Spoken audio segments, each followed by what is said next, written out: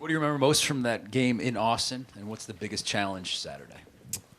I think the most memorable moment in that game is when their fans started to throw stuff onto the field. That was one of the crazier moments in a game that I've ever experienced. But no, I mean, that environment was a lot of fun to play in. And ultimately coming out with a win, in that environment was really good for our team. Obviously, they're a really good team. They have a good defense, a really good offense, and they've been really consistent throughout the season. And they pose a good challenge for us. And it's for the SEC. So I'm excited, and I know the guys are excited for this opportunity. Carson, going back to that first game, you threw 3 interceptions in that game. What did you take away from that experience against them, and where do you feel like you've improved the most from that Texas game to where you are going into conference title game week?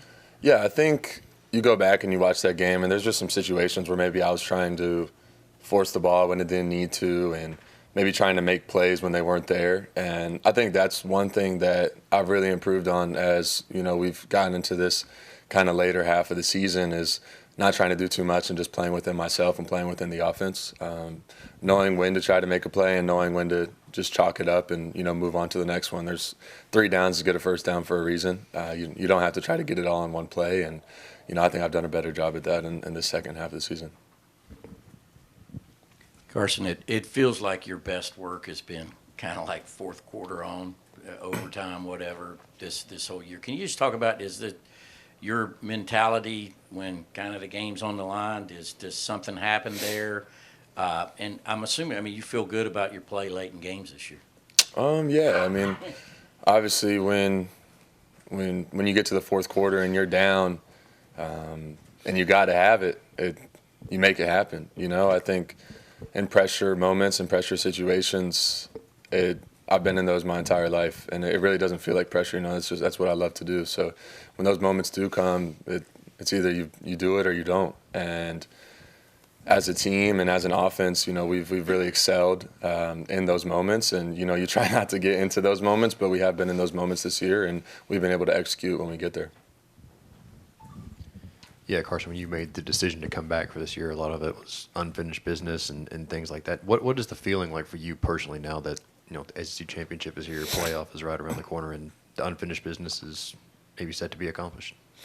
Yeah, I think this year hasn't been easy. It's been challenging. It's been more difficult than in years past, at least since I've been here, as far as the road to how we got here. Right? It hasn't been all butterflies and rainbows, win every game by 50, 40. No, like every game is posed a challenge. And we've had to fight consistently week in and week out. And, our schedule wasn't easy this year, and we knew that's how it was going to be. But like you said, here we are in this position with everything that we want in front of us. And I know the guys are excited. I'm excited. And even though it hasn't gone exactly how we wanted to, we're exactly where we want to be. So, no, we're just really excited for this opportunity and, the rest of the season, looking forward.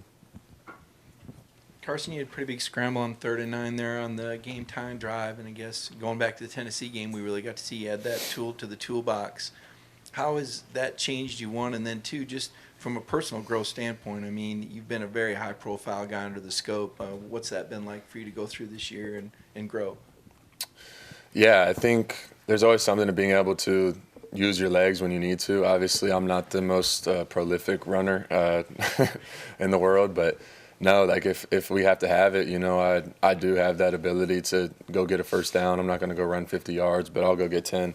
And honestly, I don't mind putting my body on the line to go do that on 3rd down and take a hit. But no, I think that's something that maybe I've tried to use a little more this year whenever we need it. And then obviously just being in this position and, going through this year and the things that we've gone through this season, I think I've really grown not only as a quarterback, but, as a person and mentally and in all areas of life. Whenever you're faced with adversity, you either fall or you rise through that. And, you learn a lot about yourself through that. And I believe that I have, through these experiences and through facing adversity this year. And it makes me excited that, I came back and got to experience these things. And that's really difficult to say because it hasn't been easy, but we don't ever want it easy. And that's kind of the standard here at Georgia is you come here so that it's hard. It's difficult. You play in big games. You play on the road against really good teams. You face adversity. You face hardship. And through that, ultimately, you grow. So no, I think it's been really good this year, and I think I've grown a lot. Carson, you guys got Dylan back on Saturday. For a quarterback, what does that do for your confidence to have a guy like that healthy? And along similar lines, Roderick Robinson makes his debut. Just what does he add to this offense? Yeah, whenever you have guys that have, built reps or experienced reps together a lot in practice and in games, and you've seen them perform, it gives you this level of confidence that you know where he's going to be on a certain route. You know the timing. You know how he's going to perform in certain moments. And, that obviously helps me when, you get a guy back out there like that, that you have trust and confidence in.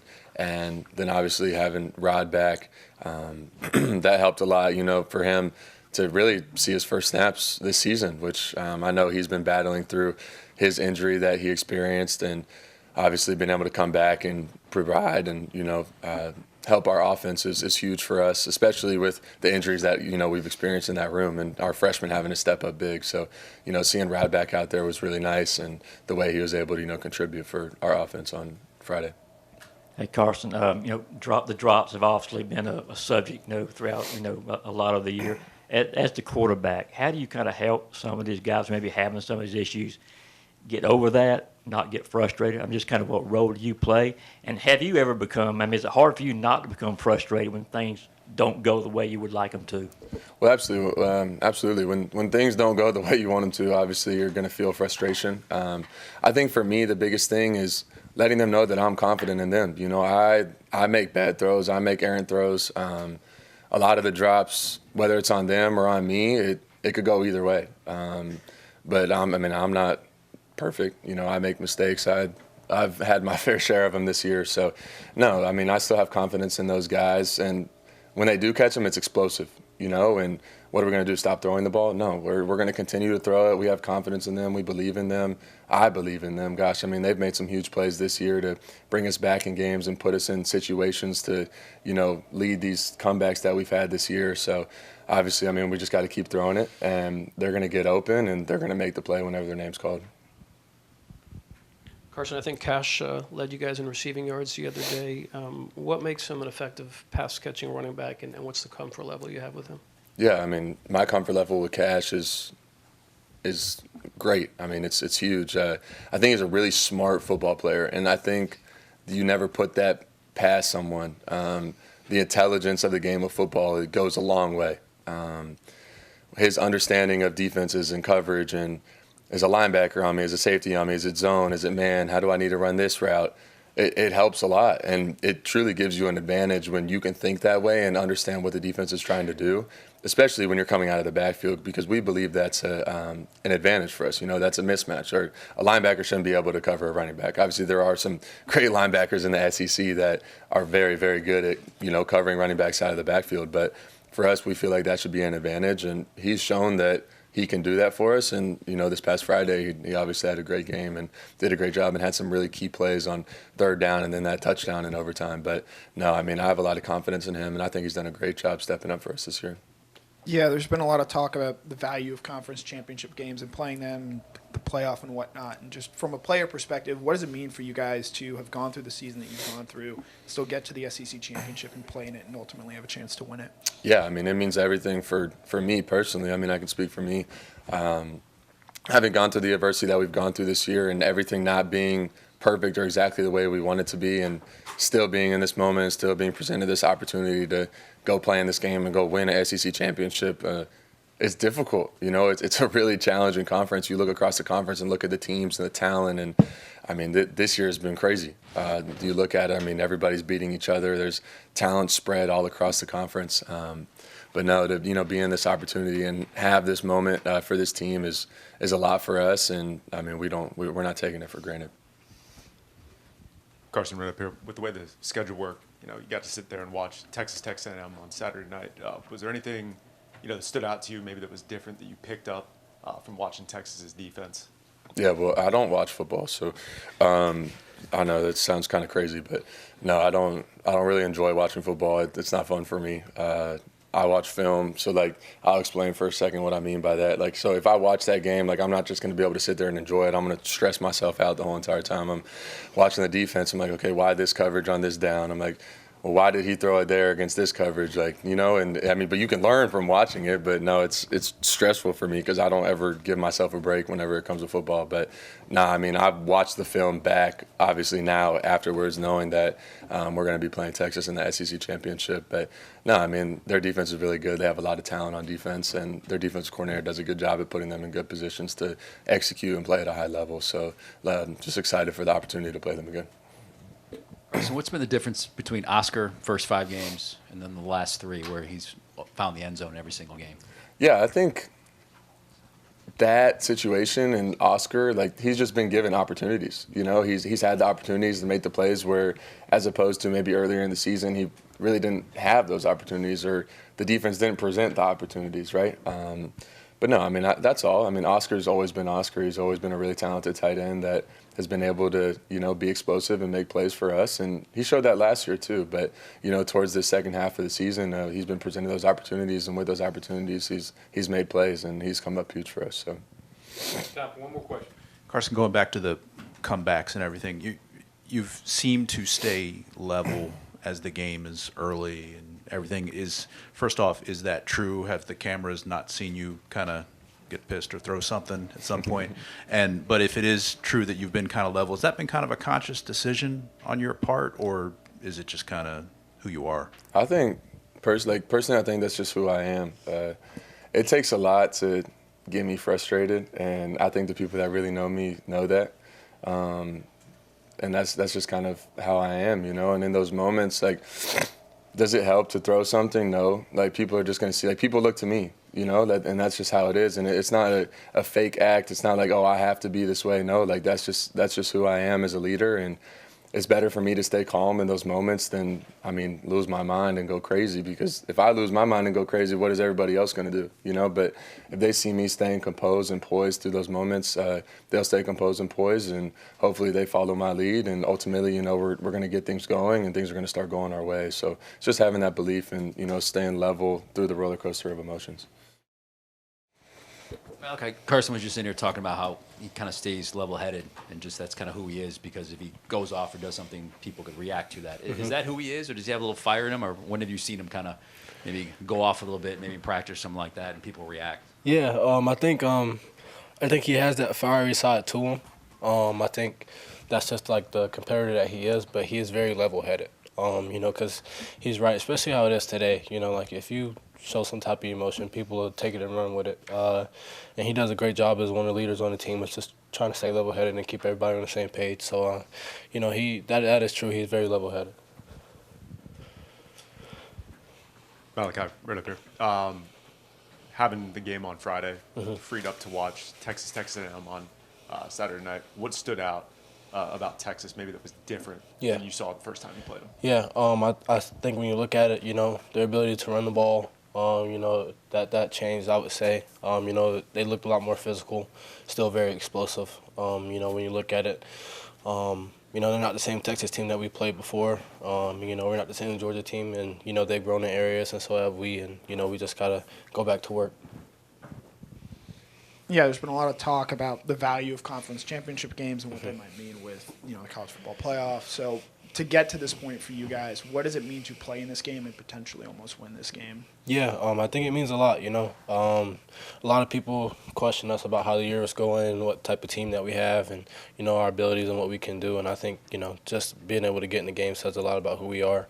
And, you know, we're willing to take it day by day, and, you know, if we take the right steps and when we get there Saturday, we put everything in the bank and we're able to go play our best. Malachi, when you say you're not the same Georgia team, in what ways do you think you're different than the last time y'all played Texas? Yeah, I think when you look at it, you know, we've been battle tested for sure. You know, we've kind of figured out, you know, what our strengths and our weaknesses are. You know, we're just trying to hone in on those and, you know, just get better day by day, take the steps that we need to take to be able to be the best team that we can be. Okay, with that Texas receiving core, what did you learn from that first matchup just about what they're good at and the challenge they're going to present on Saturday? Yeah, very explosive. Like I said the first time we had met up with them, very explosive. You know, the fact that they have two quarterbacks who are very knowledgeable, you know, and they can both hurt you with the run or the pass with their legs. I think that's huge, and just having a group like that he can, you know, have an escape to. no matter what receiver it is. I think that's huge for him, and we just all got to be on the same page.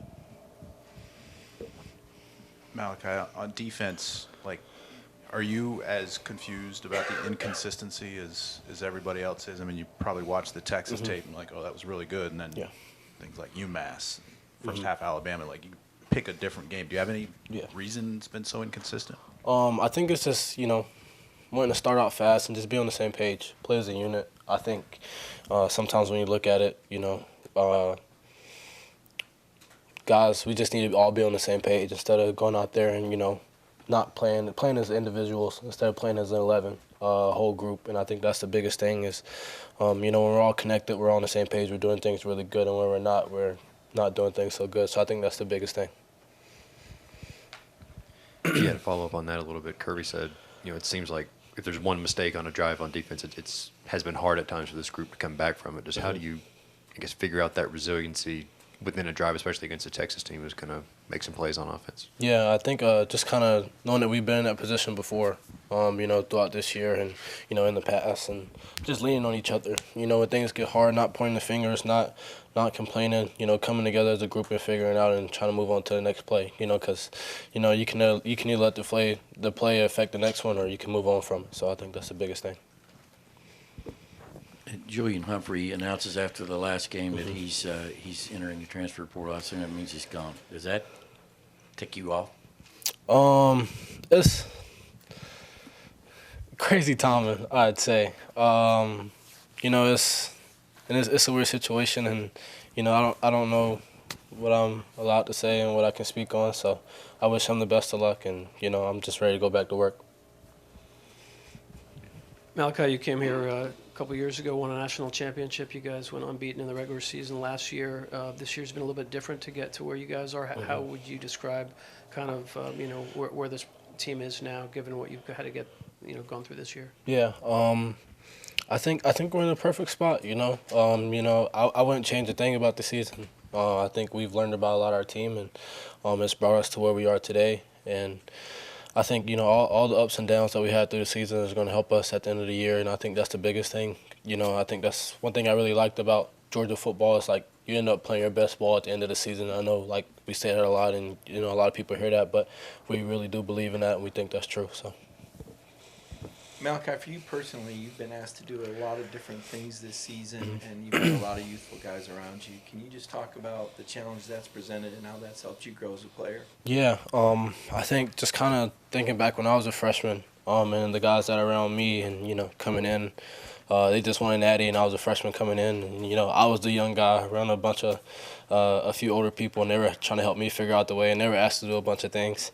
And, I just kind of went back and leaned on that, on the Chris Smiths and then the Dan Jacksons who helped me when I was here. And I was just trying to take that step approach to the thing. And really just, I wasn't trying to be anything but myself. I was trying to lead the way that I like to lead. And, I think that was the best way. Everybody has different ways of leading, but I wanted to do it my way. And, I think the guys followed me in that direction. And we learn on a daily basis with each other, nobody's ever right. And I think, they've given me the room to grow and, follow me, and I've done the same with them. So. Can you tell us what you've seen from Ellis Robinson and DeMello? Yeah, man, they compete. They really do. Just two young guys coming in and learning the system. It's hard here. It really is, and just to see how they work and they compete, they really want to learn. You can tell in the meeting room, you see them taking notes, you see them asking questions. Kind of like sponges, they just want to learn information, and I think that's just such a good sign to see when you're so young and you come in and things probably may not go your way, or like you may not get on the field right away, but just to see them kind of keep going at it, I think that's huge. Malachi, in 3 years you played with Dan Jackson. What's been the biggest impact he's had on you? Yeah, I think Dan's energy is probably the biggest thing. Me and Dan kind of feed off each other. When I'm down, he picks me up, and when he's down, I pick him up, and it's just, he's been in this thing for a while, and just his experience and his leadership as well. I still lean on him, and he leans on me. to this day, and I just think it's huge, you know, and that connection that we have, you know, just in that back part of the field, like I'm able to know what he's going to do, and I don't even got to look at him, you know, that type deal. And I think that's huge, and I think a bunch of guys, you know, just kind of realize what type of player he is and what type of leader he is, and you know, he's easy to follow for sure.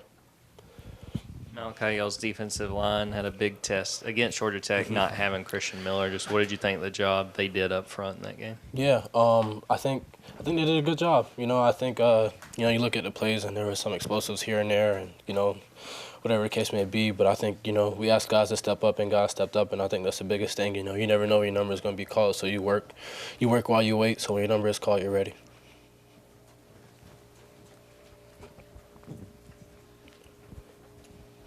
You guys got Roderick Robinson back on the offensive side of the ball this week.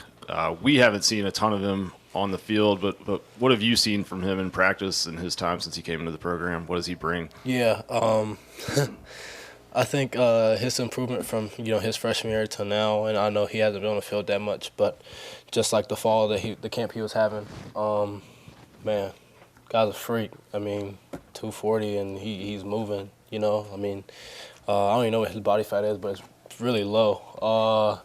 But I mean, he's going to be a great athlete, and you know, I'm excited to see him get back on the field and go out there and compete because I know he misses it. And it was good seeing him to get out there and you know, get a few plays.